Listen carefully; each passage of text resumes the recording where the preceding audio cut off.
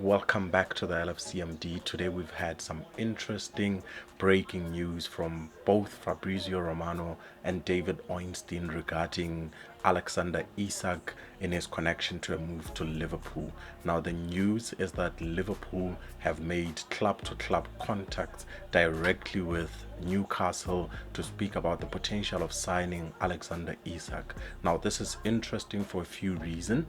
Firstly, it confirms that Liverpool are interested in a move for Isaak. Secondly, it gives us a hint because usually personal terms are usually somewhat agreed before the clubs are in direct communication with each other. I don't think that's the case in this moment, but it shows me that Liverpool have some sort of indication that at least Alexander Isaak would be interested in a move to Liverpool.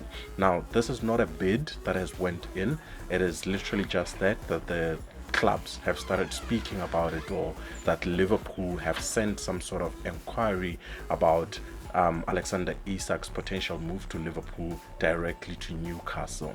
But this is interesting because I think universally across all of us Liverpool fans, Alexander Isaak, if we were to sign a striker this season, would be our dream striker for all of us. And I think we've seen with the reactions from rival fans already today that they already believe that Liverpool would be basically unstoppable with Alexander Isaak, Mohamed Salah, and Florian Wirtz, never mind all the other components in the team. So we all want Alexander Isaak if that deal is possible. But I think from the club's perspective, it shows us a direction in terms of the goal distribution for next season. I have a theory and I want to share it with you and hear your thoughts in the comments. I think the striker that we get is not only going to indicate who is available, but it will also indicate the thinking behind the goal distribution for Mohamed Salah and whoever else is in the team going forward. Now, if the plan for Liverpool, in my opinion, for next season is to get another amazing season from Mo Salah, another record-breaking season from Mo Salah, if we're going to take the template from last season and the first season that Mo Salah had in the team, we would have somewhat of an understanding that Mo Salah gets the best out of him in terms of goals and like record level goals and assists when he plays with a false nine. Now, unfortunately for the previous season, he played with Diaz for the majority of the games as a false. Diaz played as a false nine because of injury to Diogo Jota, also because of the inconsistency of performances from Darwin Núñez. But we saw that the facilitation that he gets from a false nine, leaving space for him, creating assists for him, and allowing midfielders to pass into that space and create for Mo Salah, gets him the maximum amount of return from Mo Salah. That's like the maximum use that we can get, and we can reference this from back in his days playing a long time alongside Bobby Firmino, and we saw that that facilitation got a lot of goals for Mo Salah in particular, but also for Sadio Mane. But since Sadio Mane left, it left a lot of goals for Mohamed Salah. Basically, Mohamed Salah is Liverpool's talisman. Is the person we look for a goal in every game. Basically, he's a striker who's gonna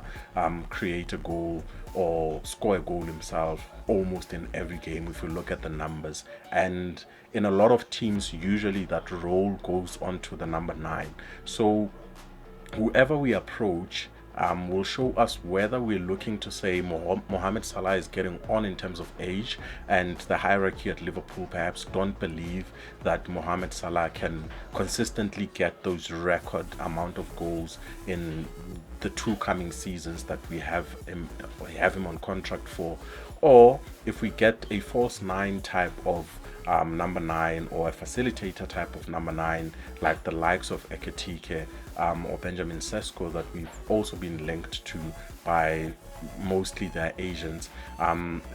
It will show us whether we're looking to offload the burden from Mo Salah or whether we're looking to create more opportunities for Mo Salah by vacating those positions that he can get into and score those goals from.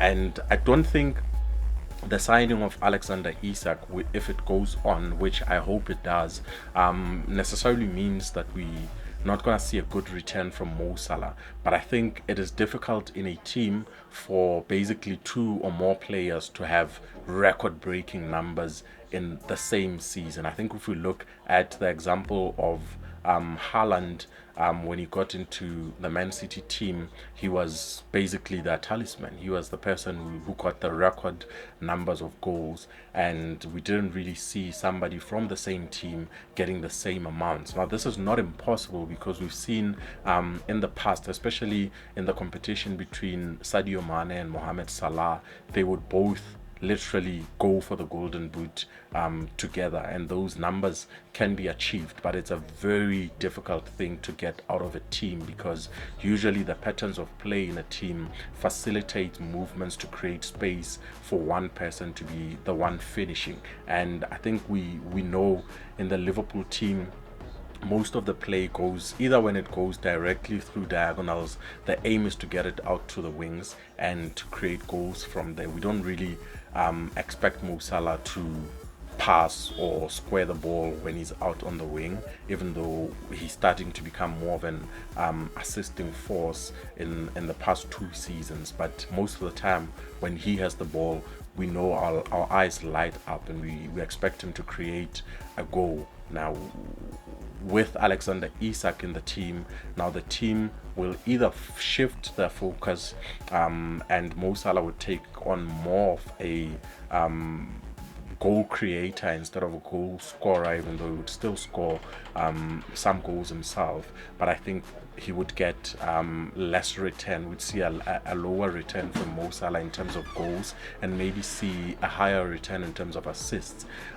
or would see a higher return from Alexander Isak in terms of assists and not in terms of goals. But I would prefer, if we get Isak, that we offload more of that scoring towards him, so that we know that we can use Mo Salah sparingly, so that when eventually he moves on from the team, we already have slowly started shifting our play and our direction of play towards creating goals from the center instead of creating goals from the wings. And I don't know what you guys think. Maybe I'm just having these wild opinions or thoughts. I don't think this is an official line from the club, but this is just my opinion. But anyways, Alexander Isak, club to club talks have begun with Liverpool and Newcastle. Let me know what you guys think in the comments. And in the previous video, I kindly asked you guys to subscribe to the channel to help get us to